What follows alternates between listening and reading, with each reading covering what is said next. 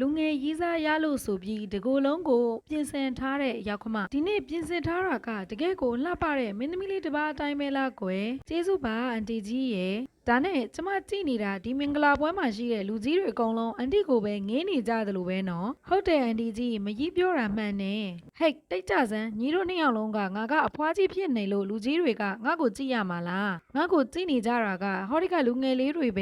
ကဲဒါနဲ့နှစ်ယောက်ခမပဲမလဲငါ့ကိုလည်းလာမတွေ့ပလားအန်တီကြီးကလည်းဟိုမာလေးဆွေမျိုးတွေကြားမှာရှိနေတာပဲမုံဆိုးမဖြစ်သူဒေါက်ခင်မတယောက်ကတော့ဘာအလှပြင်မှုမှမရှိပဲအဖြူရောင်စာရီဝတ်ကဆွေမျိုးတွေနဲ့စကားပြောနေခဲ့ပါတယ်မင်္ဂလာပွဲမျိုးနေရာမျိုးမှာအဖြူရောင်စာရီကြီးနဲ့ဆိုတော့မြင်ရတဲ့လူတွေစိတ်မကောင်းဖြစ်ရတာပေါ့ညီဒီအိမ်ကိုရောက်တာတစ်နှစ်ကျော်ပြီနော်ချွေးမငါမောင်ကလည်းမကြီးကိုငငယ်လေးနဲ့ထားသွားခဲ့တာလေ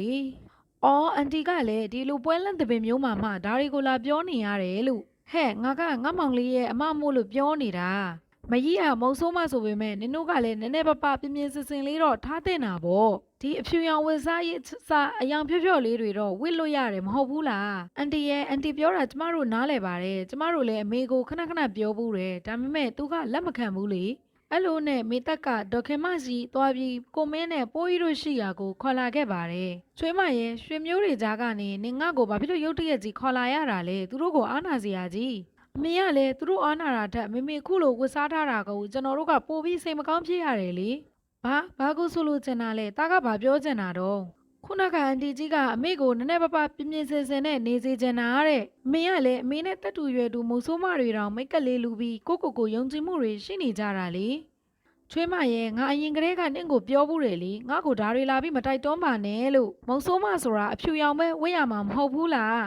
းပြီးတော့ငါကဘသူ့အတွက်ပြင်ဆင်ပြီးနေရမှာလေကျွန်တော်တို့အတွက်လေမေမေရဲ့ဖေဆုံးမိကလေးကမေမေကကျွန်တော်တို့ကိုဘလောက်ပင်ပန်းခံပြုစုခဲ့ရလဲခုကကျွန်တော်တို့တာဝန်ကျရမယ့်အလှည့်ရောက်နေပြီလေအော်သားတို့ကလည်းမေမေကဘာဖြစ်လို့အဲ့လိုမျိုးပြင်းပြင်းစင်စင်နဲ့နေရမှာလဲအမေကိုအခုကြည့်ဖို့မင်းတို့အဖေလဲတန်တော့တာမှမဟုတ်တော့တာကဲတော်ပြီလားအိမ်ပြန်ကြရအောင်အဲ့လိုနဲ့အိမ်ပြန်ရောက်တော့ဒေါက်ခင်မာကသူ့အခန်းထဲကကွယ်လွန်ပြီးသားခင်မွန်ဦးကျော်စွာရဲ့ဓာတ်ပုံကိုကြည့်ပြီးသတိရနေပါတော့တယ်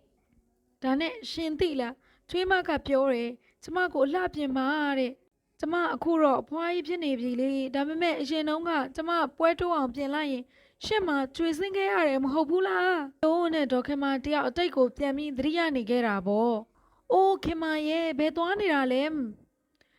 ဲဘယ်တော့မှလာတော့မှလဲအော်ကိုကျော်စွာကလည်းကျမလာနေပြီလေဘလို့လဲကျမလှရဲ့လားခင်မာတယောက်မင်းသမီးရှိုးအောင်ပြင်ဆင်ထားခဲ့တယ်အဲ့ဒါကိုမြင်တော့ဦးကျော်စွာတယောက်ငေးမောပြီးနေခဲ့ရတော့တာပေါ့ဟဲဘလို့ဖြစ်လို့လဲရှင်းချတော့အောင်မှာငပြောခွန်နေရှိနေလို့လားအော်မဟုတ်ရပါဘူးငပြောခွန်ကြောင့်မဟုတ်ပါဘူးမိမရဲ့မင်းရဲ့နှစ်သမီးတစ်မြလှပတဲ့အလှပြင်မှုကြောင့်ငါပြိုလဲခဲ့ရတာပေါ့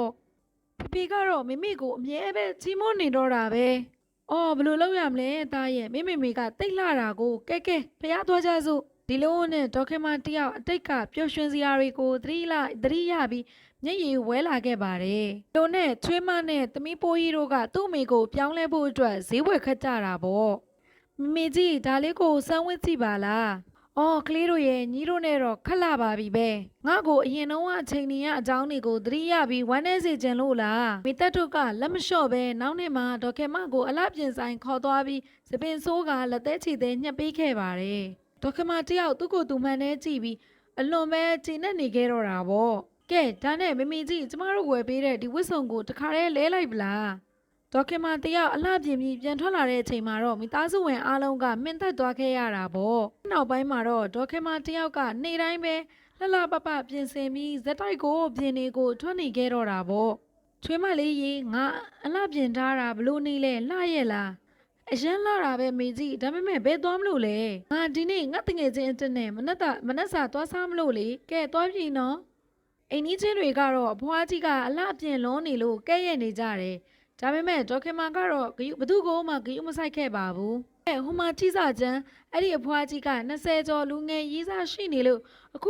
ခုခေတ်လူငယ်တွေရှုံးအောင်အလှပြင်နေတာတကယ့်ကိုအရှက်မရှိဘူးပဲတရက်မှာတော့မိသက်ကသူ့ရဲ့မိတ်ကပ်ပစ္စည်းတွေခဏပြောင်းနေတာကြောင့်လိုက်ရှာနေရင်းနဲ့ဒေါက်ခင်မခန်းထဲမှာသူ့ပစ္စည်းတွေကိုရှာတွေ့ခဲ့တယ်ဒေါက်ခင်မကတော့အောင်သူဆိုတဲ့လူငယ်လေးနဲ့ချင်းတွေ့ဖို့အလှပြင်နေခဲ့တယ်လေငါကဘာလို့အလှမပြင်ရမှာလဲ အခုတော့ငါဘဝကိုငါလွတ်လပ်စွာလှချင်တိုင်းလှပြီးရှင်သန်တော့မယ်ဒေါက်ခင်မာကစားတောက်ဆိုင်တစ်ခုမှာအောင်သူနဲ့လက်ချင်းချိတ်ပြီးချင်းတွေ့နေခဲ့တယ်အမှန်တော့အောင်သူဆိုတာအားကစားကွင်းကတင်းနစ်သမားလူငယ်လေးတစ်ယောက်ဖြစ်ပြီးဒေါက်ခင်မခင်မောနဲ့တူလွန်းလို့ဒေါက်ခင်မာကရွယ်ချက်ရှိရှိနဲ့ချင်းကပ်ခဲ့တာဖြစ်တယ်ဒါတွေကိုမသိတဲ့အိမ်ကြီးချင်းတွေကတော့ကလေးတွေကိုဒေါက်ခင်မကိုဝိုင်းပြောဖို့ပြောကြတော့တာပေါ့မိမိသမီးเจ้าမှာတငယ်ချင်းတွေရဲ့လောင်ပြောင်တာကိုခံနေရတယ်မိမိမှာလူငယ်ကြီးစားရှိတယ်ဆိုပြီးပြောကြတယ်လေဟုတ်တယ်မိမိကျွန်တော်လိုရုံးကလူတွေလည်းမိမိအကြောင်းကိုမေးနေကြပြီသူပဲဖြစ်ဖြစ်ငါအကြောင်းကိုလာမေးရင်ငါဖုန်းနံပါတ်သာပေးလိုက်ငါဘွားငါစီကလို့သာပြောလိုက်စမ်းပါတညမှာတော့ဒေါက်ခင်မာကအောင်သူနဲ့အတူခရီးသွားဖို့ကြံစီခဲ့ပါတယ်မိသားစုဝင်တွေကတားဆီးပြီးအခန်းထဲမှာပိတ်ထားပေမဲ့ဒေါက်ခင်မာကစာရီတွေကိုကျိုးလုပ်ပြီးဝရန်တာကနေဆင်းပြေးခဲ့တယ်ဒါနဲ့သူရောက်သွားတာကအောင်သူတို့ရဲ့အိမ်ကြီးစီကိုပါအမှန်မှာတော့အောင်သူရဲ့အဖေဦးဖုံးမြတ်ဆိုတာလွန်ခဲ့တဲ့နှစ်ပေါင်းများစွာကဒေါက်ခင်မာရဲ့ခင်မွန်းကိုဒေါက်ခင်မာရဲ့ခင်မွန်းဦးကျော်စွာကိုတတ်ခဲ့တဲ့တရခန်အစ်စ်ဖြစ်တယ်ဒေါက်ခင်မာကဒါကိုရိပ်မိလို့သူ့သားအောင်သူကိုပြန်ပြေးဆွဲတဲ့ပုံစံမျိုးဟန်ဆောင်ပြီးဦးဖုံးမြတ်ကိုချင်းချောက်ခဲ့တာဖြစ်တယ်လေဦးဖုံးမြတ်မင်းသားကိုမသေးစေချင်ရင်လွန်ခဲ့တဲ့နှစ်တွေကဦးကျော်စွာကိုတတ်ခဲ့တဲ့ပြစ်တွေကိုရဲစခန်းမှာခုချက်ချင်းသွားပြီးဝန်ခံလိုက်စမ်းပါတားဖြစ်သူကိုစိတ်ပူနေတဲ့ဦးဖုံးမြတ်ကတော့ရဲစခန်းကိုသွားပြီးဗီဒီယိုကင်မရာရှေ့မှာသူ့ရဲ့လူတက်မှုကိုဝန်ခံခဲ့တာလေဦးကျော်စွာကကျွန်တော်ထက်အားကစားမှအရန်တော်နေလို့ကျွန်တော်ကမနာလိုဖြစ်ပြီးတတ်ခဲ့တာပါပြီးတော့မတော်တဆမှုဖြစ်အောင်တသက်မဲ့ဗန်တီးခဲ့တာဦးဖုံးမြတ်ဖမ်းခံပြီးနောက်မှာတော့ဒေါက်ခင်မာကအောင်သူ့ကိုခေါ်ပြီးရဲစခန်းကိုရောက်လာခဲ့တယ်ဟဲအမေကြီးအကောင်လေးကဒီကိုဘာကိစ္စနဲ့ရောက်နေတာလဲဒါအားလုံးအထင်လွဲနေကြတာပါအန်တီခင်မာကကျွန်တော်ရဲ့ရီးစားမဟုတ်ပါဘူးအန်တီကတိခွတ်မုံအတွက်တရားမျှတမှုရှာခြင်းလို့ကျွန်တော်ကိုကူညီတောင်းပြီးဇလန်းဆင်ခဲ့ကြတာပါဟုတ်တယ်သားတို့မိမိကဦးဖုံးမြတ်ကိုအမြဲတန်တရားရှိခဲ့ပေမဲ့သားတို့ကငယ်သေးလို့အမေကလက်စားမချေနိုင်ခဲ့ဘူးလေခုတော့ပြပြအတွက်တရားမျှတမှုကိုရပါပြီနောက်ဆုံးမှာတော့ဒေါ်ခင်မာတယောက်အပိုအိုလိုအလှပြင်စရာမလိုတော့ပဲမိသားစုနဲ့အတူပျော်ရွှင်အေးချမ်းတဲ့ဘဝကိုဖြတ်သန်းခဲ့ပါတော့တယ်